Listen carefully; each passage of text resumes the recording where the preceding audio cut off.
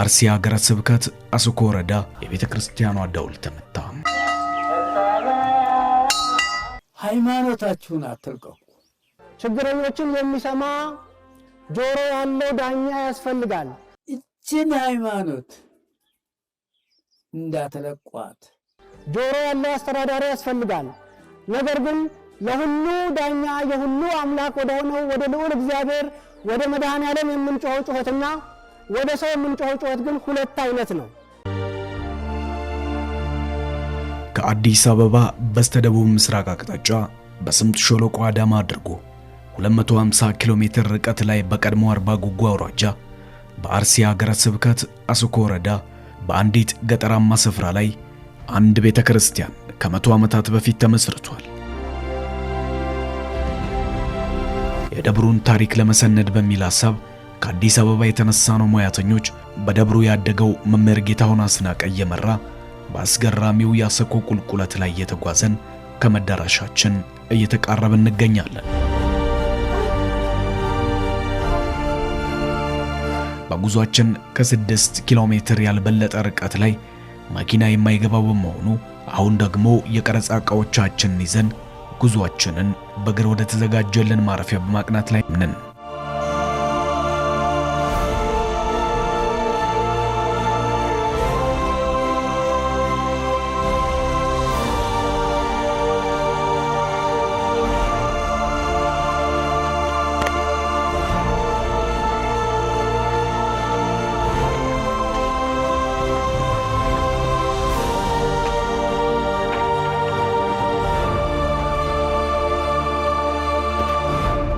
ማለዳው ተነስተን በልምላሜም በታጀበው ሰንጎ መድኃኔዓለም ቤተክርስቲያን በማምራት ላይ ነን።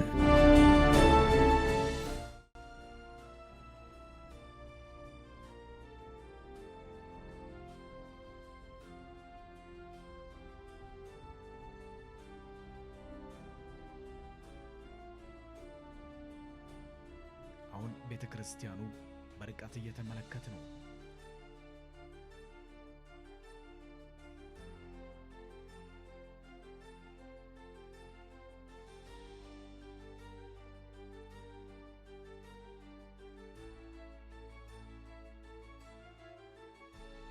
አስቸጋሪውን ቁልቁለታማ ስፍራ መውረድም የግድ ሆኗል።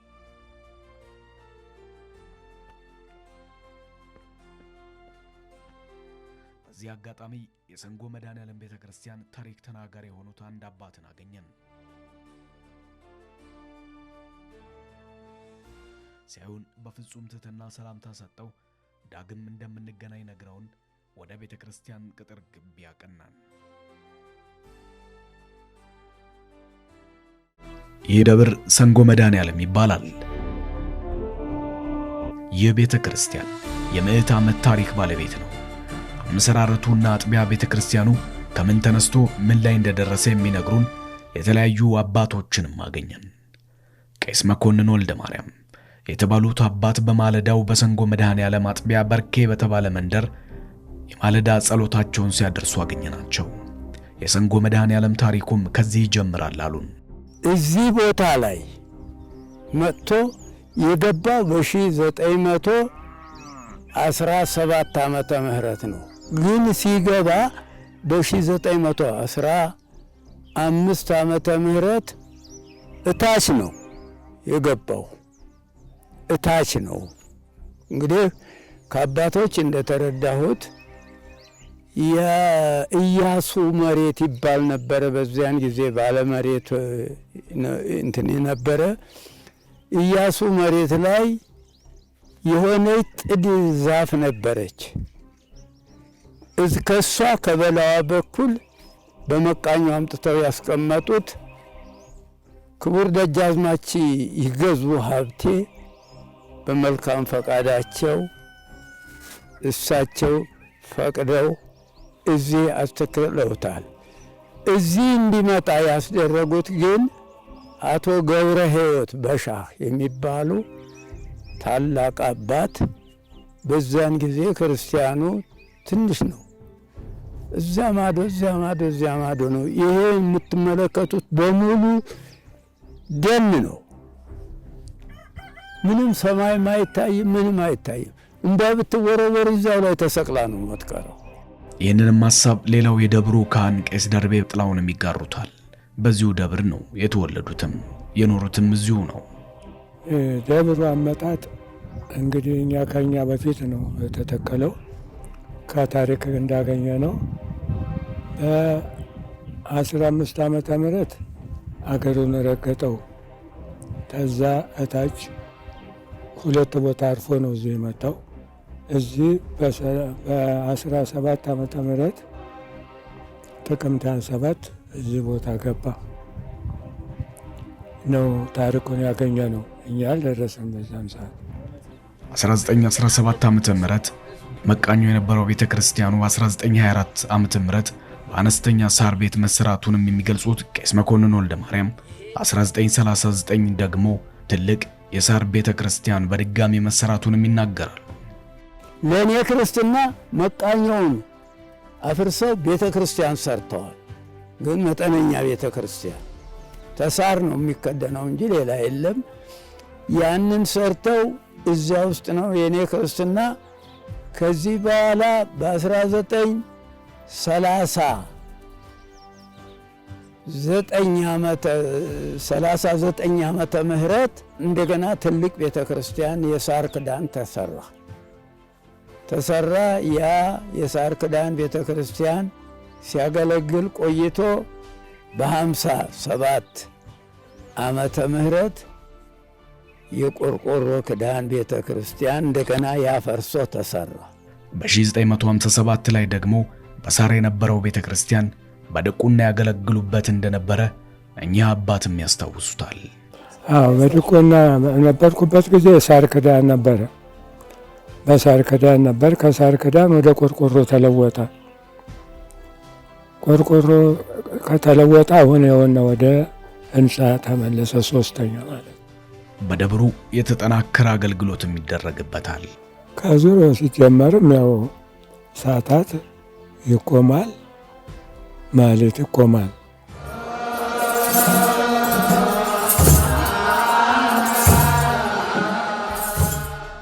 የማለቱ ሞቅ ያለ ደመቅ ያለ ነው።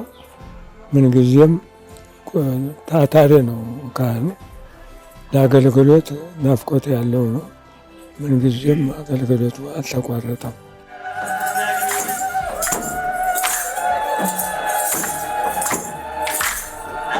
የአገልግሎቱ ከአባቶች ሲጀመር በጥሩ አገልግሎት የጀመሩ ስለሆነ እስካሁን ድረስ ባለው ምንም አይነት ጉድፍ የለበትም።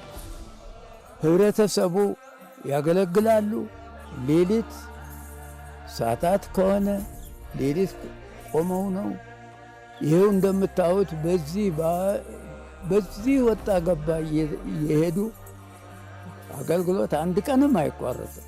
ሌላ ደብርም እዚሁ ነው የተማርኩት። አባቴ መምህር ናቸው። አባቴ ናቸው ያስተማሩኝ። በቃ እዚሁ ደብር ነው ያለሁት። እዚሁ ነው የምናገለግለው።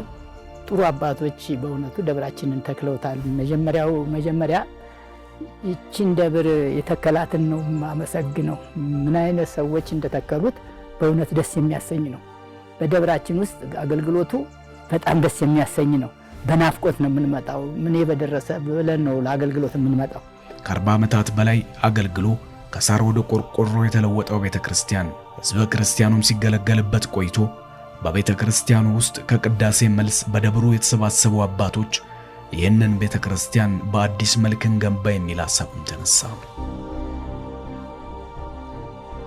ካቲት 27 1989 ያው መድኃኔዓለም ስለሆነ ደብሩ አስቀድሰው እቺው ሰንበቴ ቤት ስለነበረች ሰንበቴ ቤቷ ቁጭ ብሎ እየተወያዩ እያለ የሐሳብ ፈለቀ እና እንዴት እናድርግ ቤተክርስቲያን እየጠበበ ነውና በምን መልኩ እናድሰው የሚል ሐሳብ ሲነሳ መምህር ገለታ በዛ ነው ሐሳቡን በማመንጨትም አንዱም አካል አለ። እሱ ነው አባታችን መምህር መኮንንም አንዱ እሳቸው ናቸው። እኚህ መርጌታም አሉ፣ ሌሎች አባቶችም አሉ። ትልልቅ አባቶች እነ ጋሽ ደጀኔ የምንላቸው ያን የነበሩ የህንፃ አሰሪ ኮሚቴ እነ ታደሰ ማንደፍሮ እነ ግርማ ደገፌ የሚባሉ ሌሎች በጣም በርካታ አባቶች ከካህናትም ከዲያቆናትም እንደዚህ። ከዛ በኋላ እንደተባለው በእቁብ መልክ ማህበረሰቡ የተወሰነ ያቅሙን 1 2 ብርም 10 ብርም በየማህበሩ በየሰንበቴው ወጣቱም ለብቻ ሴቶችም ለብቻ ሌላው አባቶችም እንደዛ በዚህ ጉዳይ በጣም ቅን ስለነበሩ ያሰባሰቡ ቆዩ። ከዛ በኋላ ዳር 13 1996 በቃ መሰራት አለበት ተብሎ በቁርጥ ውሳኔ ማህበረሰቡ ተነስቶ አሁን የምትመለከቱት ቤተክርስቲያን የመጀመሪያውን መቃኛውን የመጀመሪያ የነበረውን ቤተክርስቲያን አፍርሰው ይሄኛው ቤተክርስቲያን ለመሰራት ስራ ተጀመረ ማለት ነው።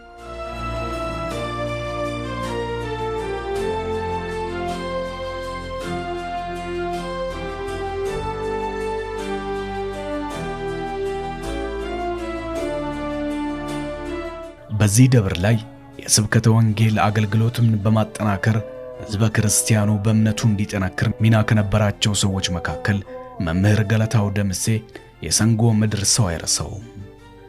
ኋላም በደብሩ ተምረው ክህነትንም ያገኙት ቀሲስ ገለታው የቤተ ክርስቲያኑን ግንባታም ሐሳብ ሲጠነሰስ በዚያ የነበሩ ሰው ናቸው። ከዛም የገንዘብ ማሰባሰብ ተግባሩን በፊት አውራሪነት ቄስ መኮንን ወልደ ማርያም፣ መሪጌታ አረጋዊንና ሌሎችም እየተሳተፉበትም ቀጥሏል። ይህንንም ሲያደርጉ አርአያ በመሆን ቃልንም በተግባር እየፈጸሙ ነበር። አባታችን መምህር መኮንን ሙሉ አስራታቸው ከአውድማው እየገነዙ ራሳቸው ሽጠው የሚያስረክቡት የመሪጌታ አረጋዊን ልዩ ተሰጧቸው። ብዙዎች በቃል ያስተምራሉ። እሳቸው ግን ስጥ ካሉ ሰጥተው አሳይተው ነው፣ ስገድ ካሉ ሰግደው አሳይተው ነው የሚሰጡት። እኛ አባቶችም እንደሚሉት በዚህ ዘመን የጠፋ ያው በተግባር ሰርቶ የሚያሳይ መምህር ነው እንደተባለው እሳቸው በተግባር ሰርቶ የሚያሳዩ ናቸው እና እዚህ በቆዩበት 13 ዓመት እጅግ ትልቅ ስራ ሰርተው ማህበረሰቡ ቃለ ወንጌል እንደሆነ የማይታወቅ ቅዳሴ ያስቀደሰ ሁሉም ወደ ቤቱ ወይም ደግሞ ለማህበር ብቻ መጥቶ ቅዳሴ ሳያስቀድስ ገብቶ ብቻ የሚወጣ ነበርና እሳቸው ከመጡ ጊዜ ጀምሮ በጣም ትልቅ ቃለ እግዚአብሔር ሰምቶ እንስራ የሚለው ከሳቸው ቃል ሲመጣ እንደ ሞዴል ያያቸው ስለነበረ ቃላቸውን ተቀብሎ በቀጥታ ወደ ስራው እንቅስቃሴ ነው የገባው። ግንባታው ሲጀመር ቤተክርስቲያኑ ያለበት መልክዓ ምድር ምንም አይነት የትራንስፖርት አገልግሎት የማይገባበት በመሆኑ የትኛውንም የግንባታ ግብዓት በሰውና በእንስሳት ሸክም ዳገታማ በሆነው መንገድ ቢያንስ ከ45 ደቂቃ እስከ 1 ሰዓት የሚፈጅ ጊዜን ማጓጓዝ በአካባቢው ማህበረሰብ ላይ የግድም ሆኗል። እንኳንስ እነኚህን ብሎኬቶች፣ ብረቶች፣ አሻዎች ይወርዳሉ። ከዛ እኛ ትምህርት ቤት ላይ ደስ የሚለው እንሰበስባለን። ትምህርት ቤት ሰልፍ ላይ ነው ካረዶባ የምትገቡ ልጆች በሙሉ ብረት ከመጣ ብረት ይዛችሁ እንድትሄዱ እንላለን። የሙስሊሙ ልጆች፣ የክርስቲያኑ ልጆች በአጠቃላይ ተሰብስበው ሁሉም አንዳንድ ሁለት ፌሮ ይዘው ተሸክመው ይሄን ዳገት ይወጣሉ። ወደ ላይ እውነት ለመናገር ከ40 እስከ 50 ደቂቃ ያውም ልጆች ስለሆኑ እንጂ ከ1 ሰዓት ያላነሰ ከባድ ሸክም ተሸክሞ ይሄን መውጣት ማለት በጣም ከባድ ነው። መኪና አይገባም። ህዝቡ በጉልበቱ እየተሸከመ ተማሪው ከዚህ ከትምህርት ቤት ያለውን ዕቃ እየተሸከመ በሸክም ነው የመጣው። ህዝቡም በናፍቆት ነበር የሚጠብቀው። ወደ ኋላ ያለ የለም፣ ሁሉም ሸክም ተሸክሞ እዚህ ያደረሰ። ተማሪው በከረጢት እየተሸከመ ድንጋዩን እየተሸከመ ይሄንን ተወዲያ የመጣውን ድንጋይ ያመጣው ተማሪው ነው። ማህበረሰቡ በዚህ ጉዳይ ወደ ኋላ የለም። በቃ ሸንጎ ላይ ዛሬ አሸዋ ወርዷል ሂዱና አንጡ ነው የሚባለው። እዛ ማህበሩ አህያውን ይዞ በቅሎውን ይዞ ቀጥ ብሎ ቀኑን ሙሉ ይህን መንገድ እያመላለሰ አሸዋ ግዞ እዚህ ይደፋል ማለት ነው። ብረትም ሲመጣ እንደዛው፣ ብሎኬቶች ሲመጡ እንደዛው፣ ሲሚንቶ ሲመጣ እንደዛው ይነገራል። በአህያና በበቅሎ በዚህ መልኩ እየተጋዘ እዚህ ቤተክርስቲያን ለመሰራት ችሏል ማለት ነው። እና እውነት ለመናገር በዛን ሰዓት 100 ሺህ ገምተው እንጂ እኛ ምናልባትም ከዛ በላይ የሚሆን ጉልበት ነው የፈሰሰው። ይህንን ሁሉ አልፎ መሰረቱን ለመጣል በሰው ጉልበት ቁፋሮ ሲጀመር መቅደሱ ከሚያርፍበት የሚወጣው ጸበል ፈታኝም ሆኗል። ነገር ግን መላ አልታጣለትም ነበር ይላሉ ያኔ። እዛ ቁፋሮ ተጀመረ። ያው የቤተክርስቲያኑ እየፈረሰ መጥቶ መጨረሻ ላይ ሙሉ በሙሉ መቅደሱ ያለበት ጋር ተደርሶ ውስጥ ያው ተወሰነ ያህል ተቆፍሮ ኮምፓክት መደረግ ስላለበት ያ ተቆፍሮ መደልደል ሲጀምር ከውስጥ ጸበሉ መነጨ። አሁን እዚህ ታች የምናየው በኋላ የምናየው ነገር ነው። ጸበሉ መነጨና እንዴት ነው ማድረገው ብሎ መሐንዲሱ ተቸገረ።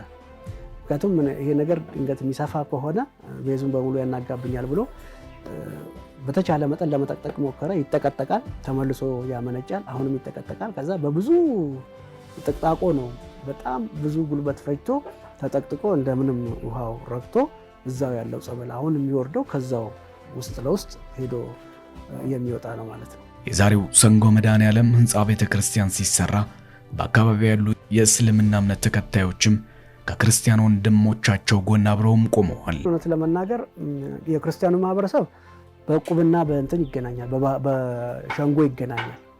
በሸንጎ ውስጥ ደግሞ ሌሎችም ማህበረሰቦች አሉ እስልምና እምነት የሚከተሉ ስላሉ ከዛ እዛ ላይ የሚነገረውን እነኛም በቅንነት እስልምና እምነት የሚከተሉ ወንድሞቻችንም ያለምንም ቅሬታ ገንዘብ አዋጥተው የሚደርስባቸውን እንደ ክርስቲያኑ አዋጥተው ነው ሲረዱ ነበር። በዚህ ብርታትና ትብብር አስቸጋሪ ሁኔታዎችንም ተቋቁሞ የዘንጎ አጥቢያ ህዝብ በ3 ዓመታት ውስጥ ይህንን ታሪካዊ ቤተ መቅደስ እውን አድርጓል። የውስጥ ግድግዳው በዚሁ አካባቢ ባለ ድንጋይ ነው የተሰራው። ይህ የምትመለከቱት በውጭ በኩል ያለው ግን የአምቦ ድንጋይ ነው። ከናዝሬት ተጠርቦ በቀጥታ የመጣ ነውና ያንን ከሰንጎ ታች ካለው ቦታ እዚህ ድረስ በወጣቶች፣ በተማሪዎች፣ በአረጋውያን፣ በአባቶች ሸክም መጥቶ የተሰራ ቤተክርስቲያን ነው ማለት ነው። ይሄ ላጫል እንጂ አይቀባም።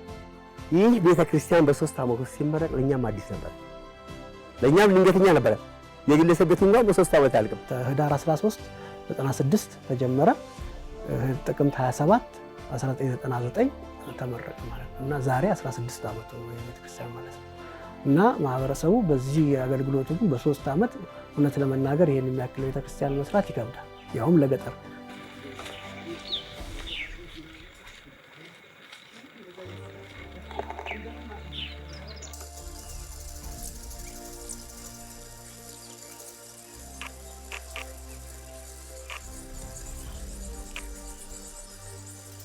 ግን አሁን የተጀመረው ቤተክርስቲያኑ ሙሉ በሙሉ በህንፃ እንዲያልቅ በመሆኑ ከላይ በቆርቆሮ የተሰራ ጣሪያውንም በህንፃ መጠናቀቅ እንደሚገባው ቄስ መኮንን ወልደ ማርያም ዛሬ ምኞታቸው ነው።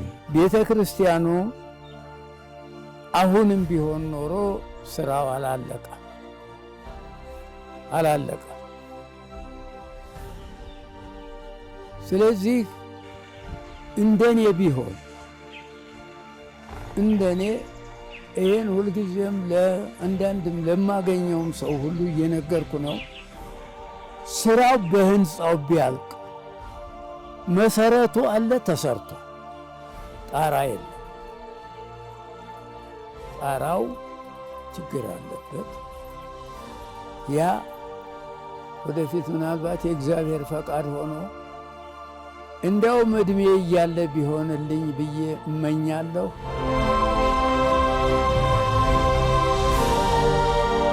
ቤተክርስቲያኑን በገንዘብ በመደገፍና በምህንድስና ጥበብ ወደ ተግባር የለወጠው ኢንጂነር ብርሃኑ አሰፋና ባለቤቱ ያደረጉት አስተዋጽኦም የሚዘነጋም አይሆንም። በዚህ በቤተ መቅደሱ ስራ ትልቁን ድርሻ የተወጣው ወንድማችን መሐንዲሱ ብርሃኑ አሰፋ እና ባለቤቱ ሙሉነሽ ንጉስ ያለች ሙሉነሽ ንጉስ ማለት ባለቤቱ ነች። እሱም ይሄን የምትመለከቱት ቤተ መቅደሱን ሙሉን የቅድስቱን ወጪውን በሙሉ እስከ ጉልላቱ ጭምር ጉልላቱ ባለቤቱ ገዝታ ነው በአካል በራሳቸው መኪና አምጥተው መቅደሱን በሙሉ ወጪው ሙሉውን ይሸፈኑት እሱ ነው።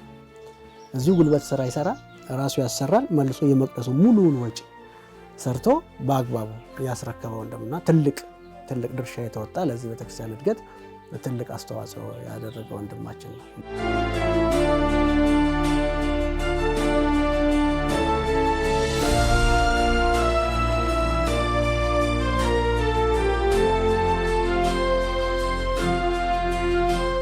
በተለይም ቤተክርስቲያኑን እውን ለማድረግ የሰንጎ ማህበረሰብ ትልቅ አስተዋጽኦ እንደነበረም ኢንጂነር ብርሃኑ ያስታውሳል።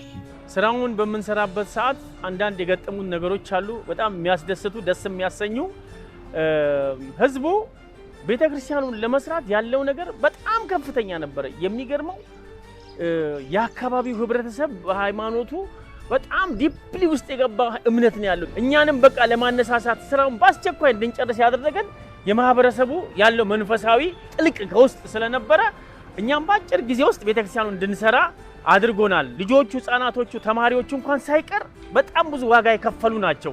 ያንን ህንፃ ቤተክርስቲያን አይተዋል። ተራራማ ነው፣ በጣም ውሃ ልኩ ተዳፋን ነው። በእጅ ነው የተቆፈረው። በእጅ ቆፍረው አስተካክለው ነው ከዛ በኋላ መሰረቱን አውጥተን ቦታም መቀየር አልፈለግንም። እንደውም አንዳንድ ሐሳብ ነበረ ወደ ሌላ ከፍ ብሎ እዛ ወደ እንትኑ ላይ ይውጣ ሲባል በፍጹም በቃ ከዚያ አይንቀሳቀስም ብለን ያ እግዚአብሔር እንትኑ ስለሆነ በዛ ላይ ደግሞ ያየነው የጸበሉ ሁኔታ እዛው እንዲቀመጥ አድርገን በዛው ላይ ህንጻው እንዲታነጽ አድርገናል። ለመጀመሪያ ጊዜ ያነጸው ቤተክርስቲያን ሰንጎ መድኃኔዓለም ቢሆንም ለኢንጂነር ብርሃኑ ግን በርካታ ቤተክርስቲያናትን ከዛ በኋላ እንዲያንጽም እድል የከፈተለት እንደሆነም ያስታውሳል። እኔ ቤተክርስቲያን ለመስራት የመጀመሪያ ነው ሰንጎ መድኃኔዓለም። ከዛ በኋላ ግን ኦልሞስት ወደ 18 19 ቤተክርስቲያን ሰርቻለሁ ናቸው የሸለሙኝ። ከዛ ኢታያው ሰኞ ገበያ ላይ ቅዱስ ሚካኤልን ቤተክርስቲያን የሰራነው በ9 ወር ውስጥና የዛ 3 አመት እዚህ ጋር መጥቶ ደግሞ በጣም ልምድ ስለሰጠን በአጭር ቀን ውስጥ ሌላ ቤተክርስቲያን ለመስራት ችለናልና ያንን ሰንጎ መድኃኔዓለም በወቅቱ በጣም ተረጋግተን እዛው መቃብር ቤት ውስጥ እያደርን ስለሰራን እግዚአብሔር ረድቶን ጉልበት ሰጥቶን በ3 አመት ውስጥ ልንጨርስ ችለናል። ዛሬ ላይም ሌሎች በርካታ ቤተክርስቲያኖችን እየገነባም ይገኛል።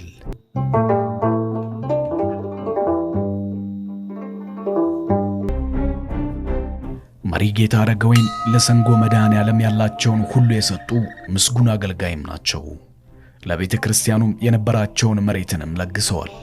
ደብሩ ለቀብርና ለሌሎች አገልግሎቶችም አሁን ላይ እየተጠቀመበትም ይገኛል። አባታችን መሪጌታ አረጋወይን ጋር ስትመጣ አልቦ ጥሪት ከሚባሉት ምንም ሀብት ንብረት የሌላቸው በቃ ያላቸው አንድ ዳዊት የሚደግሙበት ብቻ ያላቸው ህይወታቸውን በሙሉ ለቤተክርስቲያን የሰጡ መጥቀስ አስፈላጊ አይደለም እንጂ ባይዘው ዘራቸውን የምትጠይቅ አይነብሩም። እንዳሁን ዘመን አይደሉም። እሳቸው በልጅነት ብዙ ነገር አጫቶኛል። እኔ አልመነኮሱም። ዛሬ ግን ቤተ መቅደስ ገብቶ መሸፈን የሚችሉ በቅድስና ያሉ ስልጣነ ክህነታቸው ተከብሮ ያሉ አባት ናቸው። ዛሬ መቅደስ ገብቶ መቅደስ የሚችሉ ናቸው። ይሄ የምታየው ቮካል አላቸው ድምጻቸው። ይሄ ከጾም ብዛት የመጣ ነገር ነው። ናቹራሊ አይደለም። ከጾም ብዛት ጉሮሮ ሲደርቅ የምትቀምሰው ምግብ ትንሽ ሲሆን ስጋ እየደከመ ሲሄድ የመጣ ድምጽ ነው እና ቅድስናቸውን ጠብቀው ያሉ ሳይመነኩሱ መንኩሰው የሚኖሩ ጫካ ሳይገቡ በዓለም እየኖሩ የሚኖሩ ባህታዊ ናቸው። በቃ አሁን ሲሄዱ ደብተራቸውን አንድ መጽሐፍ ማስታወሻ አለቻቸው፣ አንድ ዳዊት አለቻቸው። ምንም ነገር የላቸው። አንድ ቁራጭ ፍራሽ እኔ ጋር ሲመጡ ድንገት ስጠኛሉና እሷን ይዘው መጡ። እርግጠኛ ነኝ ይሄንን ቤታቸው ብንሄድ እሷን ለሰው ሰጥተዋል። በቃ እንደዚህ ነው ያመጣሉ፣ ለሰው ይሰጣሉ። ከዛ መዳበሪያ ላይ ተኛሉ። መሄድ ሲፈልጉ ዳዊታቸውን ይዘው ይሄዱ። ስለዚህ በዚህ ዘመን አታገኝም እንደዚህ ያለው የትኛውም ቦታ ከተማም ብለው ገጠር ላይ ብለው እንደ አጋጣሚ እግዚአብሔር ፈቅዶ የተወሰነች 2-3 የምትባል ቦታ ሄድ ብዬ ለማየት ሞክሬያለሁ። ግን እንደዚህ በህይወት የሚያስተምርን አባት አታገኝም። በደርግ ዘመን ቤተክርስቲያኑ የነበረውን ይዞታ በማጣቱ ለቀብር እንኳን የሚበቃ ስፍራ ስላልነበረው ለመድኃኔዓለም ያበረከትኩት ነው ሲሉ መሪጌታ አረጋወይን ነግረውናል። ወደ ጸበል ያለው ገደል ነው፣ ሰው መቀበሪያ የለውም እና ስለዚህ አንደኛ ሰው ከቤት አይቀበርም፣ መቀበሪያ የሆነ በመጀመሪያ 13 ዓመት ስቀበር ሁለት ቦይ እየቆረጥኩ እያሳደርኩ ነው ሰው የሚቀበረው። ቅድም ያሳየኋቸው እንደ መስክ የወጣው በእኔ ዘመን ነው የወጣው። ስለዚህ አንደኛ ሰው የሚቀበርበት ስለሌለ መሬቱ 12 ጋሻ ነበረ። ዘመናዊ መንግስት ነበረ። ደርግ ስለወሰደው ምንም ሳያስቀር መቃብር እንዲሆን ነው። ሁለተኛ ለመሬቴ ለቤተክርስቲያኑ የሰጠው በነፍስም በነስጋ እንዲጠቀም ብዬ ለቤተክርስቲያን ሰጥቻለሁ። በደብሩ የተለያዩ ፈዋሽ ጸበሎችም ይገኙበታል። በጸበል ዙሪያውን ተከቦ እንዲያውም አያቴ እንዴት ነበር ወለተ ማርያም ትባላለች የእናቴ ናት።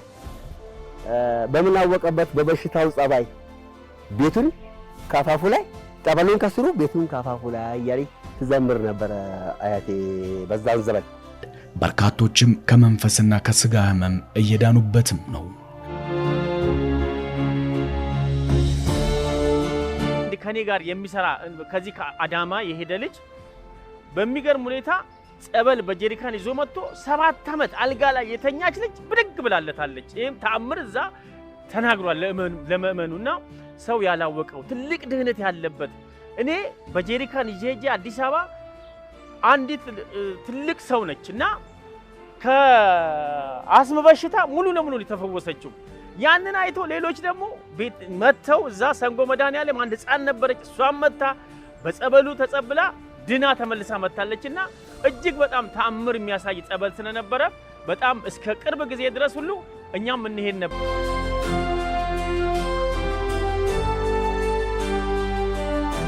በጥንቃቄ ከወረድን በኋላ ዋናው ጸበል ጋር እንደርሳለን ማለት ነው። በጣም ገደላማ ስለሆነ እንደዚህ ጥምዝምዝ የተሰራው። አዎ ምክንያቱም ለእግርም እንዲመች ቆፈር ተደርጎ በዚህ መልኩ ተዘጋጅቷል ማለት ነው።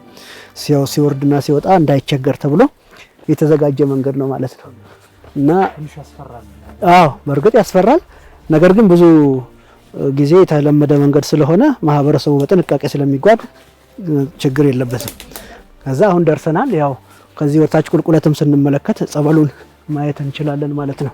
ያው እንደምታየው ነው አሁን እየደረስንበት። ጠበሉን እንደምታየው በአሸንዳም የሚወርደው በጣም በርካታ ህሙማንን የፈወሰ ጸበል ነው።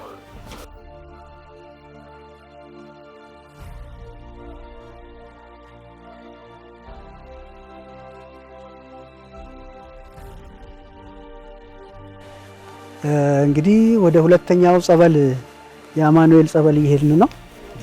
እንደምታየው የመጀመሪያው የመድኃኔዓለም ጸበል ነው። ይሄ ደግሞ በአማኑኤል ስም የተሰየመ ጸበል ነው እና ይሄም ጸበል በጣም በርካታ ህሙማንን የፈወሰ ምናልባትም ሰዎች በአግባቡ ቢጠቀሙበት ከብዙ ደዌ ሊድኑ የሚችሉ ጸበል እንደሆነ እንመለከታለን። መንገዳችን እንግዲህ አንዳንድ ጊዜ ጸበላት የሚፈልቁበት ቦታ እንደዚህ ለሱባኤም እንዲያመች ተብሎ የተዘጋጀ ነው የሚመስለውና በተፈጥሮ ትንሽ ጥንቃቄ ያስፈልገዋል። እንቅስቃሴያችንን በጥንቃቄ አድርገን አሁን የአማኑኤል ጸበል ጋር እየደረስን ነው ማለት ነው። እሱንም እንግዲህ አይተን እንመለሳለን። እጅግ በጣም ብዙ ሰዎች ተፈውሰውበታል። ይሄውና ጸበሉ። እንዲሁም በደብሩ የተለያዩ ጥንታዊ መስቀሎችና የብራና መጻሕፍትንም በውስጡ ይዟል። ብዙ ስብርባሪ እቃዎች ያሉት ነው። መስቀሎች አሉ፣ የብር አሉ፣ የብር ሳይሆኑ የናስና የመዳብ አሉ። እነኚህን ቅርስ የያዘ ቤተክርስቲያን ነው።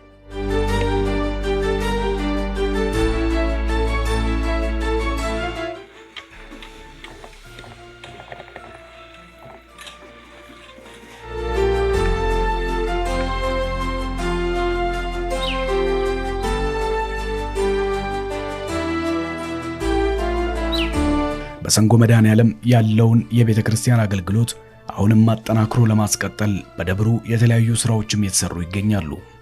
ይህም የአብነት ትምህርት አንዱ ነው። የተሻለ ትምህርት አሰጣጥ እንዲኖርም በደብሩ በድቁና ሲያገለግል የነበረው አንድ ወንድምም አሁን ላይ በሀገር አሜሪካ የሚገኝ ዲያቆን ጥበብ መኮንን የቄስ መኮንን ወልደ ማርያም ልጅ ድጋፍ በማድረግም የአብነት ትምህርት ቤቱ በመገንባት ላይ ይገኛል።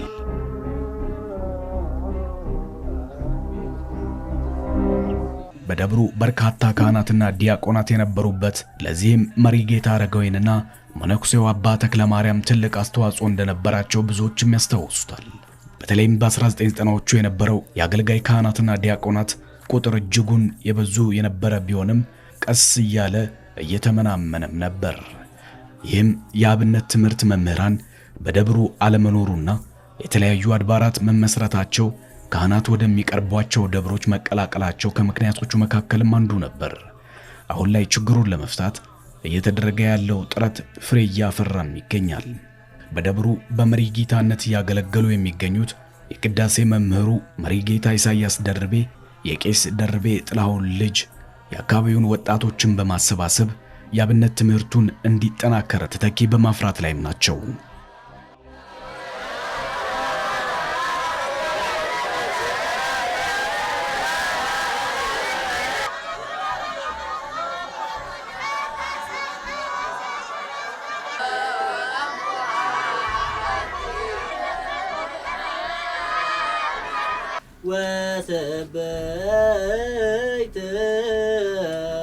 በዚህ የአብነት ትምህርት ቤት የተለያዩ የትምህርት ደረጃ ላይ የሚገኙ ወጣቶችና ሕፃናትም አሉ። ግማሹ ዲቁና ማዕረግ ላይ የሚገኙ እንዲሁም የዜማና ቅኔ ተማሪዎች ሲሆኑ የተቀረው ደግሞ ውዳሴ ማርያምን በማጥናት ላይ ይገኛሉ። ታዲያ በዚህ ስፍራ ላይ የተገኘ እንግዳ ሰው በሚሰማው ድምፅ ግራ መጋባቱም አይቀርም። ምክንያቱ ደግሞ የተለያዩ ቃላት በከፍተኛ ድምፅ ይጠራሉ። ከራስ በቀር ማንም የማንንም አይሰማም። የያዘውን በአግባቡ በቃሉ መሸምደዱን ሲያረጋግጥም በመምህሩ ፊት ቀርቦ ይፈተናል። ካለፈ ወደ ቀጣይ ክፍል ትምህርትም ይሻገራል። መሪጌታ ኢሳያስ ደርቤ ወንበር ተክለው ከሚገኙ አባቶች ተሰደው የቀሰሙትን የቤተ ክርስቲያን ትምህርት ወግና ትውፊቱን ለወጣቱ እየመገቡ ቀጥለዋል። በፊት ላይ እኛም እዚያው ከልጅነት ጀምሮ ስንማርበት የቆየንበት ጉባኤ ነው ነበሩ። ሰፋ ያሉ ጉባኤዎች ነበሩ። 2 መምህራኖች ታስተምሩ። በብዛት ቤተክርስቲያኑ በቀሳውስትና በካህናት የበለጸገ ነበር ቀድሞ ሲል።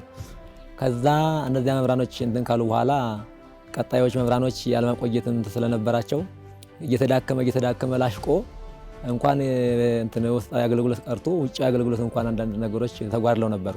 ሲመጣ እንደመጣው አስካቢ ላይ ተስፋ ቆርጬ እንደውም እንዴት ምን አይነት ነገር ይሆናል ብዬ በጣም እንትን ብሎብኝ ነበር። እንደ እግዚአብሔር ፈቃድ አሁን ነገሮች ሁሉ ተስተካክለው እንደ በፊቱ እየሆነ ያለ ነው የቀጠለ ያለው ማለት ነው። ለዚህም የደብሩ ካህናት ምስክር ሆነዋል። አሁን ተተኪ ያው የትምህርት ቤት ከተከፈተ መርጌታው አሁን ተምሮ ከመጣ ወደዚህ እዚህ ትምህርት ቤት ተከፍቶ ልጆች እየተማሩ ለድቁና ደርሰው ጥሩ አገልግሎት ላይ ደርሰዋል። በጣም ምሩቅ እየሆኑ ነው የተመረቁ ሆነዋል።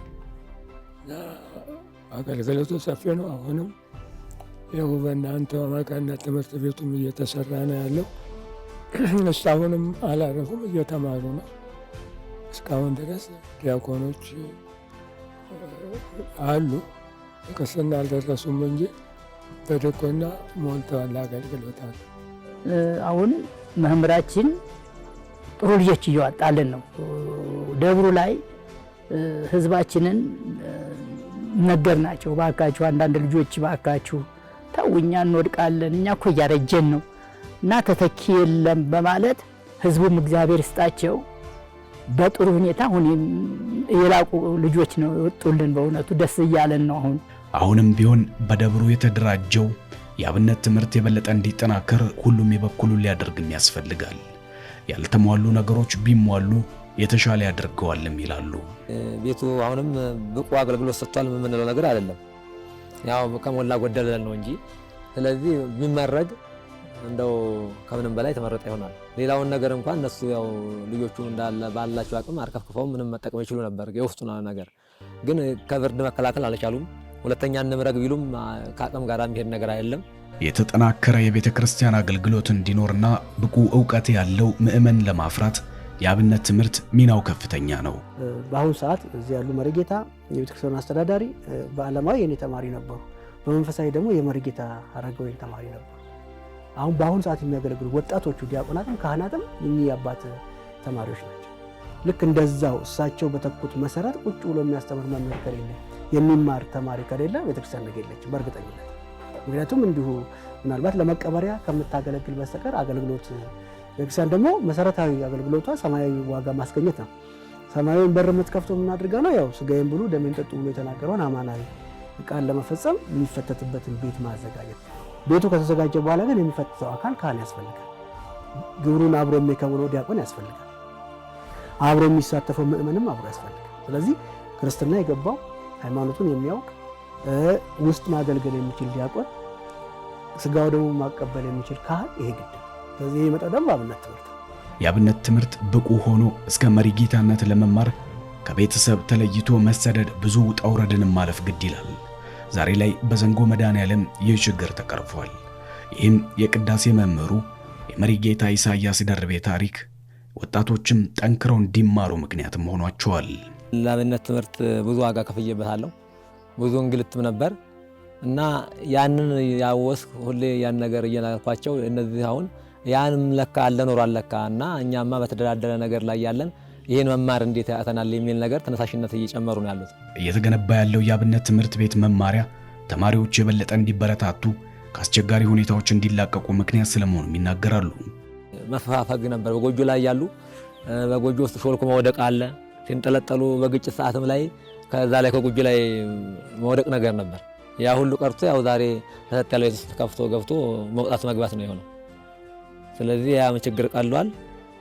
ያ በብርድ መታቱም ነገር ቀርቷል። በዚህ ደብር ሌላው አስገራሚው ነገር የደብሩ አስተዳዳሪ የሆኑት ቀሲስ እንግዳ ወርቅ ደርቤ የመርጌታ ኢሳያስ ደርቤ ወንድም እንዲሁም የቄስ ደርቤ ጥላውን ሌላው የአብራክ ክፋይ እጅግ ልብን የሚማርክ ድምጽ ባለጸጋም ናቸው። ከዚህ ቀደም የተለያዩ የታተሙ መዝሙሮች ስራዎችም ነበሯቸው። ከነዚህም ውስጥም ጥቂቶቹን እንጋብዛችሁ።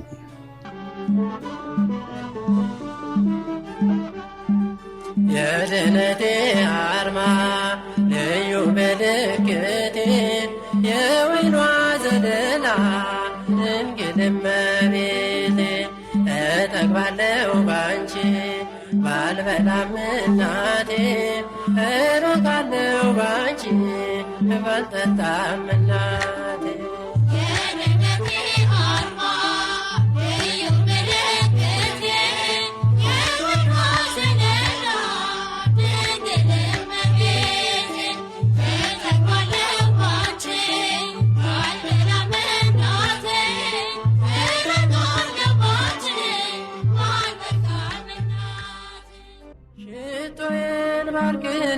ተቀበለኝ ጌታ ለክብር ውዳሴ እንዲሆን ሰላምታ ሽቶዬን ባርክልኝ ተቀበለኝ ጌታ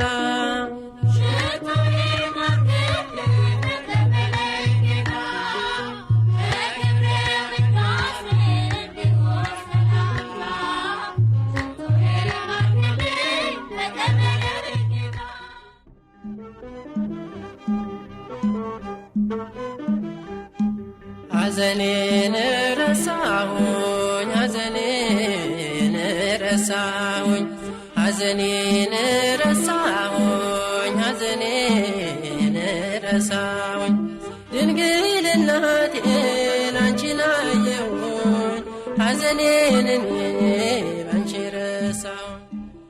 እኛም በዚያው መገኘታችን ምክንያት አድርገን እጅግ ከተጣበበ ሰዓታቸው ላይ ጊዜ ሰጥተውን የተለያዩ ዜማዎችን ማሰሙን እጅጉንም የሚገርም ተሰጥቶ ነው።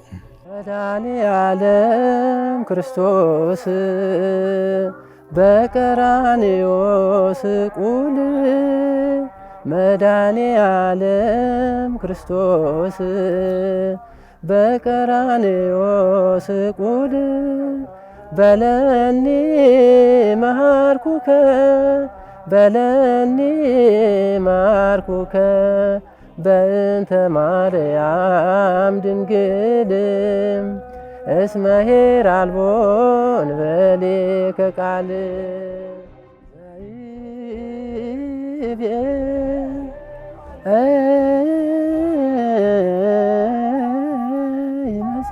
ይመሳይኩ እፀው ጻድቃን። እኛም በደብሩ የተገኘነው የመድኃኔዓለም ንግስ በዓል ዋዜማ ላይ በመሆኑ ካህናቱ የዜማ ጸሎት ላይም ናቸው። እሳቸው እንደ ደብር አስተዳዳሪነታቸው የተለያዩ የዝግጅት ስራዎችን ክትትል ላይ በመሆናቸው ሰፊ ጊዜ አልሰጡንም እንጂ ብዙ በተጫወትን ነበር።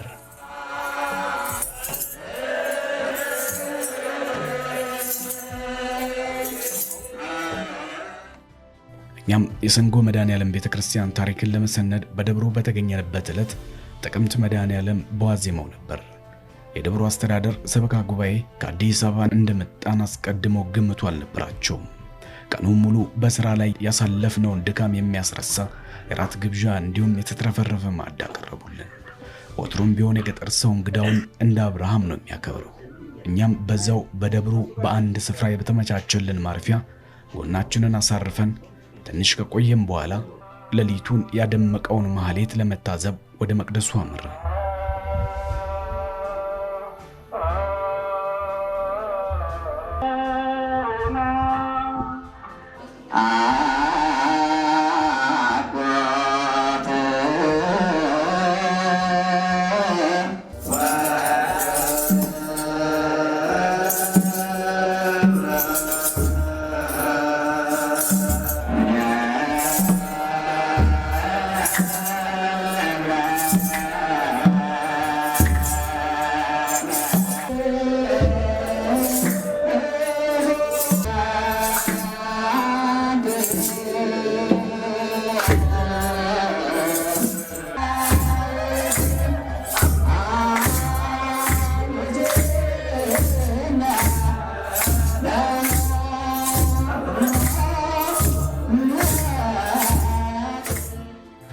በአሰኮና አጎራባች ወረዳዎች የሚገኙ ካህናት እንዲሁም ሊቃውንት የቀሩ በማይመስል መልኩ በቤተ መቅደሱ ሞልተዋል።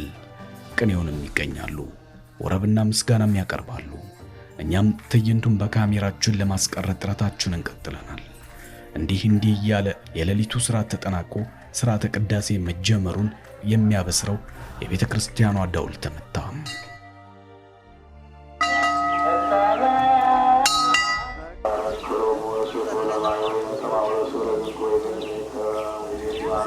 ካህናቱ በሥርዓተ ቅዳሴው ላይ አገልግሎታቸውን ቀጥለዋል። በሰንጎ አጥቢያ ዙሪያ የሚገኙ ሕዝበ ክርስቲያን በንግሥ በዓሉ ላይ ለመታደም በጠዋቱ እየተሰባሰበም ነው። የደብሩ ምዕመን ደግሞ ለንግሥ በዓል ከየቦታው በየአቅጣጫው የሚመጣውን ሕዝበ ክርስቲያን በወጉ ለመሸኘት የተለያዩ ዝግጅቶችን በማድረግ ላይም ናቸው። ገሚሱ ምግብ ሲያዘጋጅ፣ ሌላው ደግሞ እርድ እያከናወነ ነው። ከዋዜማው ጀምሮ እስካሁን መድኃኔዓለም ብሎ የመጣ እንግዳ ለመሸኘት የምግብ ዝግጅት ሥራውንም ቀጥሏል።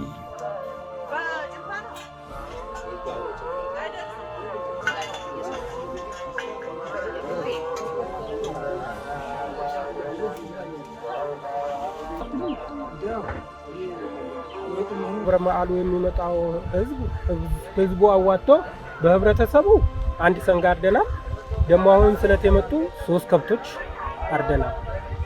ስለዚህ ይህንን ህብረተሰብ ከየትም ቦታ የመጣውን ዛቲ እናቀምሳለን ማለት ነው። በዕለቱ የመድኃኔዓለም ንግሥ በዓል ከቅዳሴ ሥርዓቱ መካከል ላይ በደብሩ በአንድ በተዘጋጀ ክፍል ውስጥ ተወልደው 40ና 80 ቀን የሞላቸው ሕፃናት የሥላሴ ልጅነትን የሚያገኙበት ክርስትናቸውም እየተፈጸመ ይገኛል።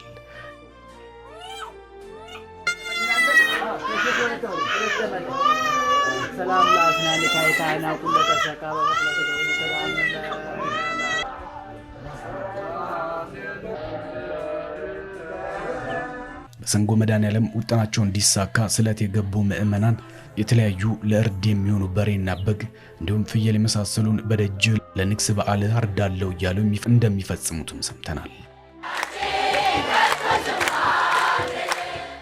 የዛሬው ዕለት የሰንጎ መድኃኔዓለም ቤተክርስቲያን ቅጥር ግቢ የተገኘ ፍጡር ሁሉ አዋፋትም ሳይቀሩ ይመገባሉ። ቀኑ የበረከትም ቀን ነው።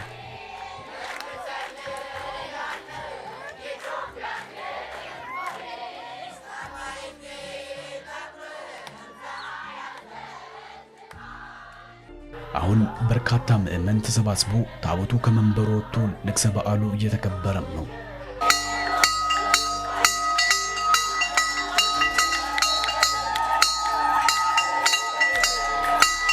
ካህናትና ሊቃውንቱ በቆመው ታቦት ፊት የምስጋና ወረብንም አቀረቡ።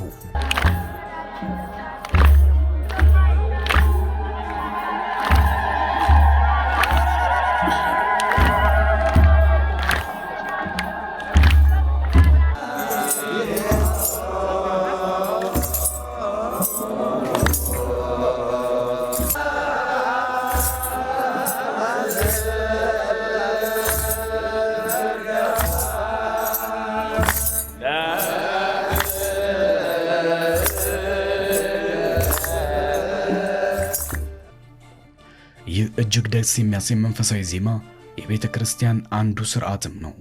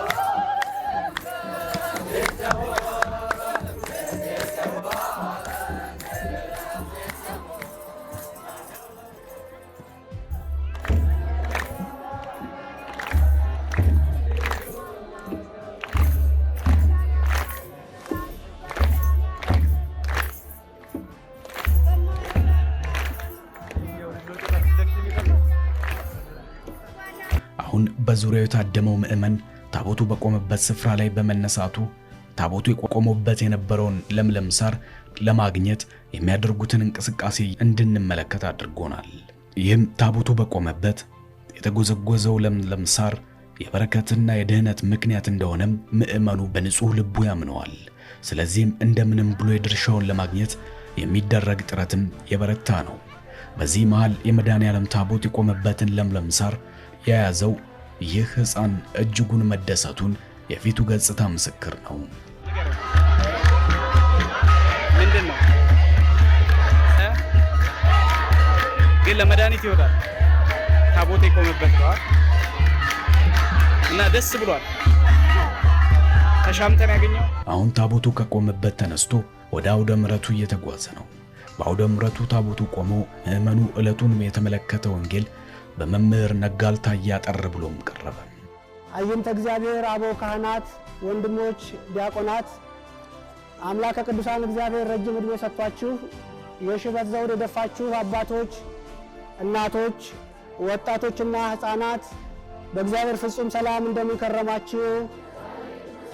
እንደምን ሰነበታችሁ? እንደምን አረፈዳችሁ? አሜን።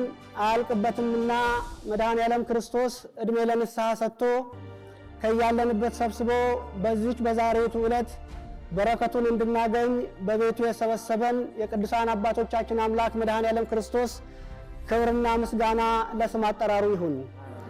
አትለይምና እናታችን ቅድስተ ቅዱሳን ንጽሕተ ንጹሐን ወላዲተ አምላክ ድንግል ማርያም፣ ቅዱሳን ጻድቃን ሰማዕታት ሁሉ እንደየማዕረግና ክብራቸው ምስጋና ይድረሳቸው።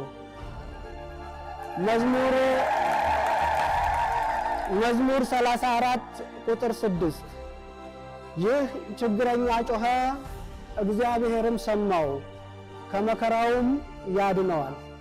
በዚህ ቃል እንድንማማር እኔን ከእናንተ ማንሰውን ልጃችሁን በፊታችሁ እንድቆም መንፈስ ቅዱስ እንዲረዳኝ አባቶቼ ትጸልዩልኛላችሁ። እናንተ ተቀምጣችሁ እኔ ቆሜ እንድንማር መድኃኔዓለም ክርስቶስ መልካም ፈቃዱ ይሁንልን። ዛሬ የምናከብረውን በዓል በጩኸት የተገኘ ስለሆነ ስለ ጩኸት ነው የምንማረው። ይህ ችግረኛ ጮኸ፣ እግዚአብሔርም ሰማው። እስኪ አንድ ጊዜ በሉ። ይህ ችግረኛ ጮኸ፣ እግዚአብሔርም ሰማው፣ ከመከራውም ያድነዋል። ይህ ርዕስ 3 ነገሮችን ይዟል። መጀመሪያ የችግረኛውን ጩኸት እንሰማለን። ሁለተኛ እግዚአብሔር እንደሰማው እናረጋግጣለን። ሶስተኛ ከመከራ መዳኑን እናይበታለን። የዛሬውን ክብረ በዓል ትንሽ ያቆየውና በኋላ ላይ እንመጣበታለን። አሁን ወደ ርዕሳችን እንመለስ። እንደ እግዚአብሔር ፈቃድ በዚህ ርዕስ ስንነጋገር ይህ ችግረኛ ጮኸ። መቼም ሰው የሚጮኸው በሁለት ነገር ነው። ወይ ደልቶት በጣም ደልቶ ወፍሮ ቁንጣን ሲይዘው ይጮሃል፣ ወይ ደግሞ ቸግሮት ይጮሃል። በዚህ ምድር ላይ የሚበረክተው ጩኸት ግን የችግረኞች ጩኸት ነው። ችግረኞችን የሚሰማ ጆሮ ያለው ዳኛ ያስፈልጋል። ጆሮ ያለው አስተዳዳሪ ያስፈልጋል። ነገር ግን ለሁሉ ዳኛ የሁሉ አምላክ ወደ ሆነው ወደ ልዑል እግዚአብሔር ወደ መድኃኔዓለም የምንጮኸው ጩኸትና ወደ ሰው የምንጮኸው ጩኸት ግን ሁለት አይነት ነው። ስለዚህ ይህ ችግረኛ ጮኸ ብሎ ተናገረ። ችግረኛው ሲጮህ እግዚአብሔር ሰማው ቀጥሎ። ምክንያቱም አጯጯሁ እግዚአብሔር እንዲሰማው ስለሆነ። እንዳልኳችሁ በጥጋብ የሚጮህ ሰው የሚሰማው አካል ሌላ ነው። በረሃብ የሚጮኸው ግን እነሆ የዓመት ልብስ አጣሁ የዕለት ጉርስ አጣሁ ብሎ የሚጮኸውን ግን የሚሰማው እግዚአብሔር ነው። አጯጯሁ ግን ምክንያት አለው። አጯጯሁ ግን እግዚአብሔር ዘንድ እንዲደርስለት መሆን አለበት። ምክንያቱም በሚጮኸው አጯጯህ እግዚአብሔርን ደስ ካላሰኘው እግዚአብሔር ላይሰማው ይችላል። በነገራችን ላይ እግዚአብሔር የማይሰማው ጩኸት አለ ወይ? እና ለምንድን ነው እግዚአብሔር ምላሽ የማይሰጠን? ይህ ችግረኛ ጮኸ፣ እግዚአብሔርም ሰማው። አሁን ችግረኛ ጮኸ ነው፣ እየሰማችሁ ነው። እባካችሁ መጽውቱን እያለ ነው። እኛ እንሰማለን፣ ምላሽ ግን አልሰጠነውም። ምክንያት አለን ማለት ነው። ወይ ሳንቲም አልያዝንም፣ ወይ ደግሞ ጊዜው አይደለም። እውነት ሐሰት? አዎ አሁን የትምህርት ሰዓት ስለሆነ መመጾቻ ስላልሆነ 2 ሳንቲም ያልያዘ ደግሞ ሳንቲም ካልያዘ ከየት አምጥቶ ይሰጣል? ስለዚህ እኛም 2 ምክንያት ሊኖረን ይችላል እግዚአብሔር የማይሰማን። አንድም ምናልባት በልቦናችን ያስቀመጥናቸው ነገሮች እግዚአብሔርን ሸፍነውት ይሁን። ይህ ማለት ግን እግዚአብሔር የማይገልጠው መጋረጃ አለ ማለት ግን አይደለም። በደንብ እንድናስተውል። እኛ ብዙ ጊዜ እንጮሃለን፣ ብዙ ጊዜ ማመልከቻ እናስገባለን። እግዚአብሔር ግን ዝም የሚልበት የራሱ ምክንያት አለው። አሁን ታቦቱ ወደ መንበሩ እየተመለሰ ነው።